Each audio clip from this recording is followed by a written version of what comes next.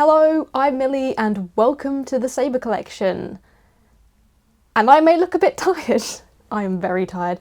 Welcome to episode 1 of the Assistance Dog Journals. On January the 26th, so last Monday, I was placed with my assistance dog, Buddy, from Dogs for Autism in Hampshire. And it has been a week. So I obviously have a history of owner training, and my dog didn't end up making it. There's a good lot of owner trained dogs that don't end up making it, in the same way that there's a good lot of program dogs that don't make it. But I just so happened that when my dog Reggie did wash, that I managed to get on a wait list for Dogs for Autism, which was a process and something I will touch upon at another time. But this week has been exhausting, to say the least. Now, my placement perhaps was slightly untraditional. So I had, unfortunately, exams in the middle of January for university, which meant that he came for a sleepover over a weekend, and I did some of the more placement handover-y things over that weekend. So going into a local town on the train and working through his paces, getting used to working him in public and a few things like that. And also for him to get used to Reggie, our pet dog, at home. And then he went away for a week, where I went up to York and did my exam. It was meant to be exams, but hey ho, I deferred one. It's fine, it's fine. And then I got back on Saturday the 24th, and then on Monday the 26th, he arrived. Now, again, slightly untraditional as well. Unfortunately, when it was arranged that it was going to be the 26th, this wasn't the case, but I ended up having some deadlines that were completely unforeseen during the week, which did mean that certain things maybe weren't as intensive because we had to kind of manage that. But we went on the first day, I went out with my trainer and we went into the local town again and did a very similar thing than before. And yeah, it went really well. I did notice this time around that he was less sniffy, because the first time that we worked in that environment, he was quite sniffy. There was a few things that he was working his paces through. I'll talk about a bit of that in a minute. And also a small incident that happened on that second public access trip, where though he wasn't sniffy, there was a little bit of a hiccup. But it's very different. Instead of working with a dog that you have known and trained and understand their quirks in the public access environment, which means that you can pick up things quite quickly, when you're placed with a program dog, you have to learn those from scratch, which means that when you're doing public access, you're kind of learning them on the fly. Oftentimes you've been told about them, but that doesn't mean that you know how they kind of exhibit in the behaviour of the dog. And you maybe don't know the small body language cues and things like that, of when there may be something that maybe the dog isn't as good at. And all dogs that come from programs usually have a few things that they're not good at. Very few dogs are completely perfect, if any at all. And for Buddy, that is particularly dog excitement. It's not a big deal too much. It's very manageable. You can tell from his training that they have put so much work into managing his dog excitement. And some of it is the fact that he is 2, which for a Labrador Retriever is still quite young, and a lot of them still have quite a bit of maturing to do when they reach 2. That's always something to remember, particularly when you see program dogs that look young and have just been placed. Oftentimes there is still young dog behaviour, and there's going to be more hiccups along the way, and so you have that on top of the fact that you're getting to know each other and all of that, and it can be quite stressful at times. I know Buddy has caused, within this week even, quite a bit of stress for me, and that's normal. Maybe something I found in the owner train community is that sometimes we put a lot of pressure onto program dogs to perhaps be more refined than owner trained dogs, or as refined as owner trained dogs from a really early point. And I think this week in particular, to me, has shown that it's really hard to be there when you haven't bonded with a dog throughout. That's a really difficult thing. And it takes a good while for that bond to form. I've been told the first 3 months is incredibly tolling. A lot of people have some quite high emotions during the first 3 months because it's the time in which that bond is really the base and the foundations of it is forming, and it means that you're more inclined sometimes to be like, oh, maybe this isn't working. And then that bond kind of solidifies over the course of about a year. And oftentimes people will see assistance dog partnerships in this year and a bit onwards, and some things won't be as refined, and that's completely fine and completely normal. So yeah, let's talk about the bad so that I can go into the good. And the bad is nearly entirely one of two things. The first one, of course, is his dog excitement. So there's been a couple of incidents, well, a handful of incidents, two of which were kind of the same thing. He's only had one problem, really, when he's been on duty. All of his, I don't want to say issues, but all of his things that we need to work through as a team are very much off-duty things primarily. The main one when it comes to the dog excitement is I have been walking him, so I live near rivers, so I've been walking him along the towpaths of rivers, which means that when we are meeting dogs, it's very much, you can't create space. You're meeting them very much nose to nose, and your dogs know from quite a far away that that dog's definitely going to come near them.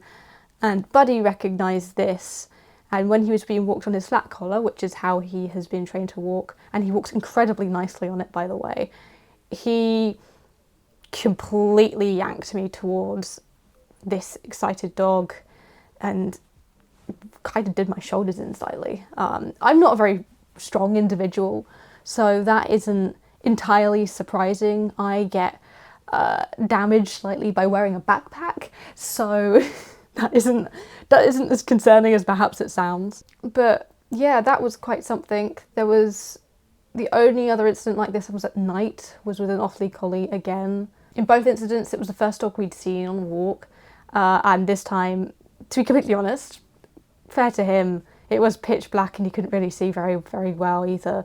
And he full on, and which was quite a stressful thing for me, and something that I very much was, oh my goodness, what am I gonna do? Was he like full on meerkatted and like barked at the dog because he was so enthusiastic to go and meet this dog. And it was all fine. One of the great things about these incidents is that I now know that that is basically worst case scenario.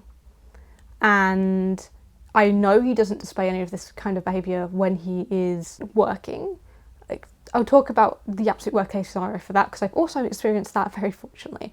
But I know that's the worst case scenario, and even in these scenarios I was able to successfully restrain my dog, unlike my pet dog, which I couldn't do that. He's too strong, and that kind of helps with the confidence that worst case scenario, I can still stop my dog. That was kind of reassuring, and of course one of the first things that you do is you mention this to the trainers. We have a WhatsApp group, so I mentioned it on the WhatsApp group and I immediately got a response of, don't worry about it. He is partially a young dog. He's gonna be a bit of an idiot sometimes, and that's okay.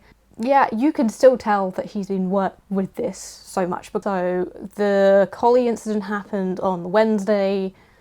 The other towpath incident happened on like Tuesday. And since then we've done multiple walks and we've worked around so many other dogs. In some cases completely accidentally, and for the most part he hasn't yanked me towards them again. If I have said leave it, he has left them, and it has been great. And there's been some incidents where he has left dogs where they are completely basically on top of him and really excited. There was only one incident when we were on a really dog heavy walk where he pulled towards me. Admittedly, it did make me bleed. It makes him sound so much worse than he is. It's just the lead managed to catch a hangnail in the wrong place. But it's been eventful. And Yeah, that was just a case where he saw the dog before I did. We went into a pub car park to kind of get the most of the mud off the dog before we went into a pub. And we just didn't notice that there'd been another dog that had come off the path behind us. And whilst I was wiping him down, he just was like, oh my goodness, hello, I want to say hello to you. And it was nothing, it was like a normal dog pulling towards another dog saying, oh, I want to say hello. And I just didn't see the dog, so I couldn't say leave it and whatnot. And that was the only other thing that had happened. My body is a bit pathetic sometimes. And then we got found an antiseptic wipe and plaster, and everything's fine now. Yay! But 95 to 98% of the time around dogs, I can tell him to leave it. Well, in all the cases where I've told him to leave it, he's left them. Even when they're off lead. Even when he's off lead, in fact, he's probably potentially better off lead, and he can be recalled away from other dogs. And honestly, maybe these negative incidents make it sound worse than it is, but it really hasn't been as big of a deal. And a good example is even though it was in the light, basically an identical incident happened to when we met that collie on the towpath on Wednesday night. So we went on a main walk for the day, and same little path, and from the other direction came an off-lead boxer. Very well-behaved boxer. He sat the entire time that we walked by, and I had Buddy on the lead again. I told him and worked with him to leave the dog, and he left the dog. And it was perfect.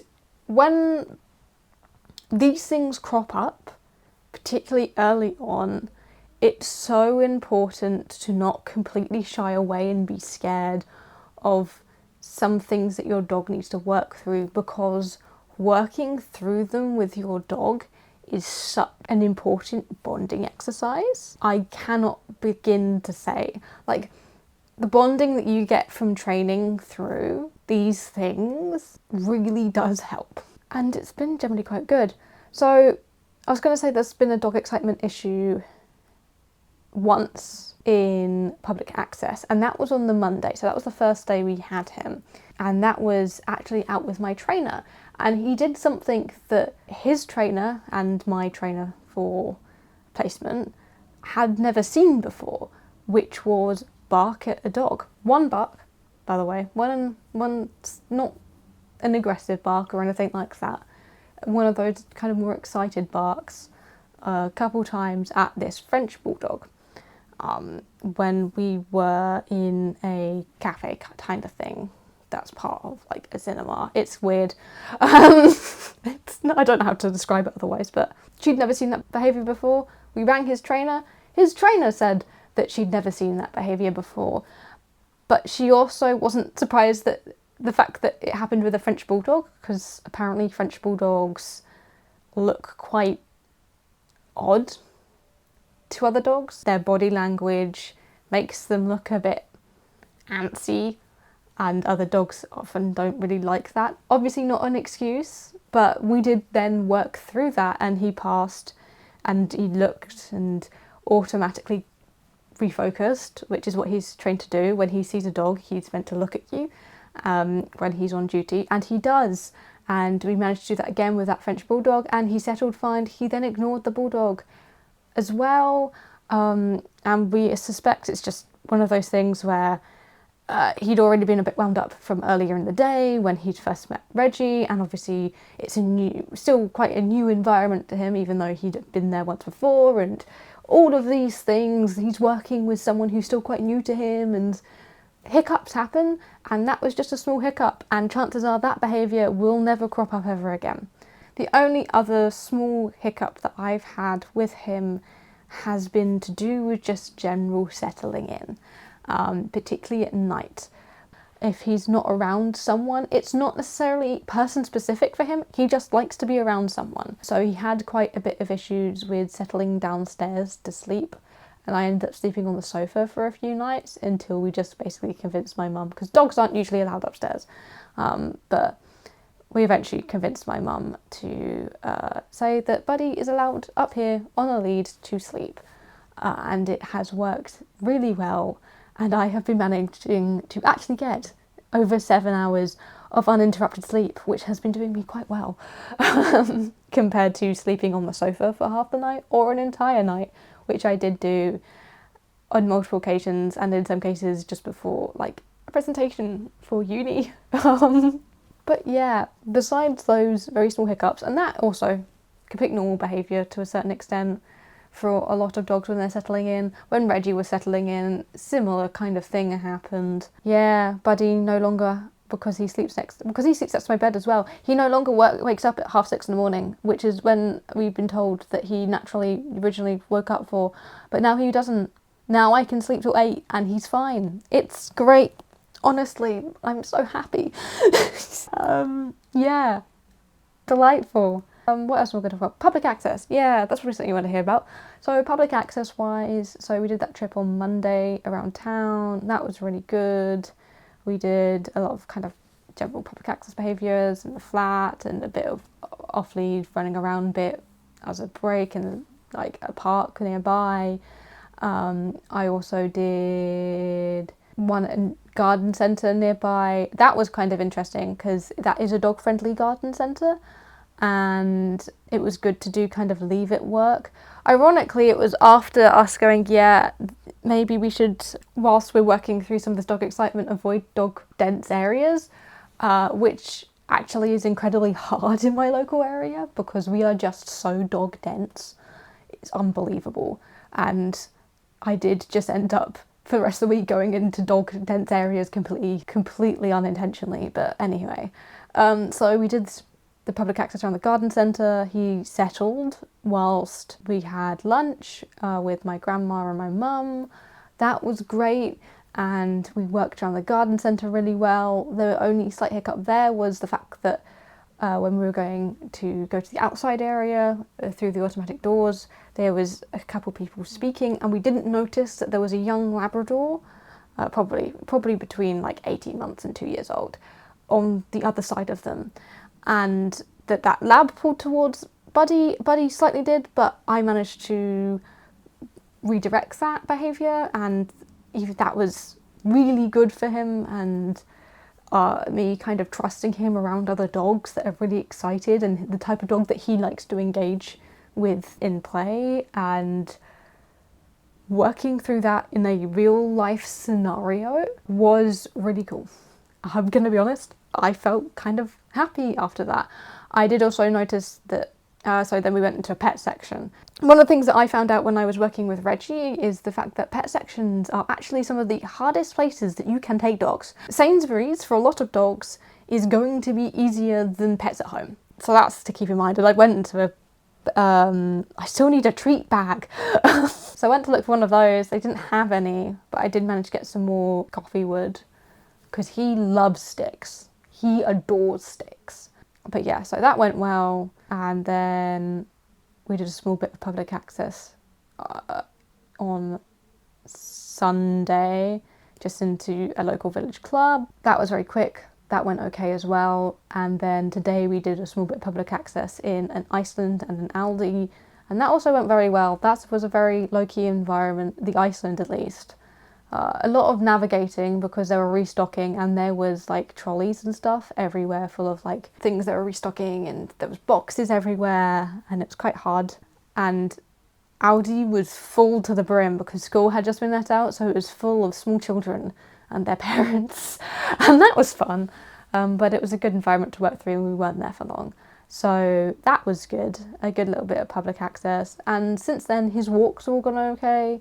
I found a smaller walking route, which is more sniffy than walking, which takes the same amount of time as our more walk-heavy route, which has really been good for me because it means that I'm able to kind of, as I have a fatigue-based disability partially, maintain some of my energy, and that's been really good. And he's had his off-lead time on this walk as well, even though he does decide that instead of running around off lead, most of the time that he's been off lead, what he does is find a stick, lie down and chew the stick for most of the time that he has free. And we've been working through all the dog things, and already I feel really much more confident with him, And already as well, even though I have been using the head collar on a few occasions, particularly like the day after that collie incident, I now am starting to feel confident enough to walk him on his flat collar again, which has been quite important.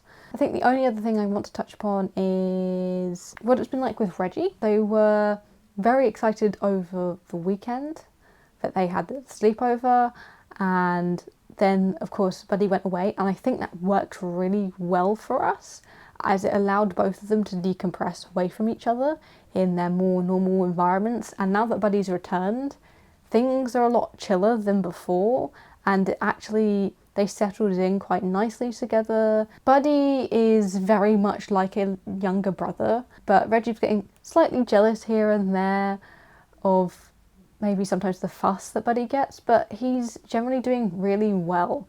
Reggie struggles a bit with being quite uncertain sometimes with what to do with himself, so it's been very important to kind of give him space where necessary. And generally speaking, I think it's gone incredibly smoothly. They're getting on very well.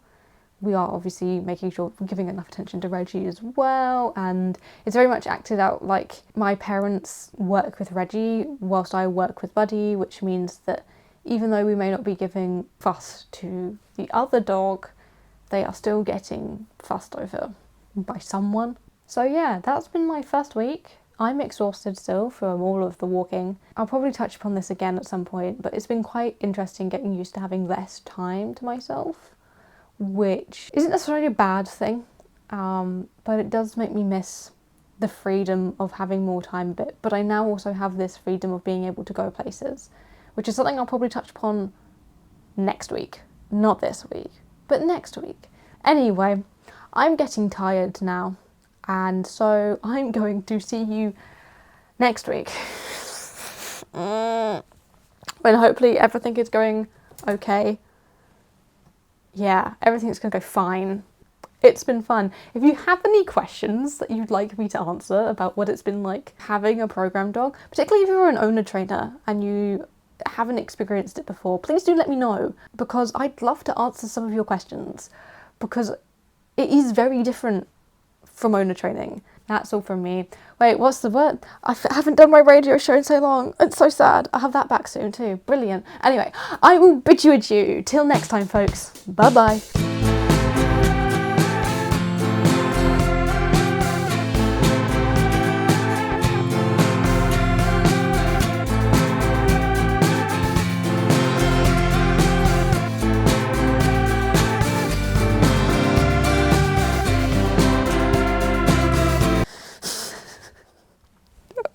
I'm so tired.